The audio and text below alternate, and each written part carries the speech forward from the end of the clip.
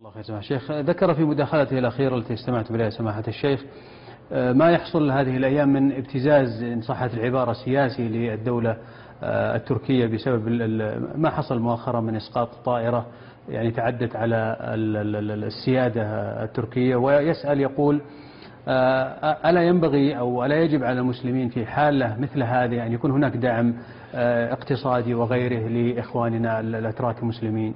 أظن إن شاء الله أن الدولة الإسلامية لا يخفى عليها هذا الشيء، ولعلها إن شاء طريقه إلى هذا إن شاء الله بإذن الله تعالى. جزاكم الله خير سماحة الشيخ. على وسم البرنامج في تركيا بلد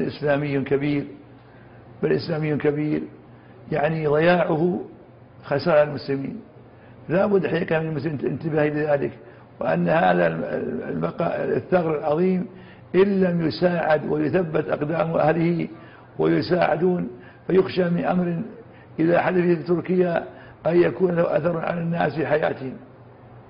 نعم، جزاكم الله خير سماحة الشيخ.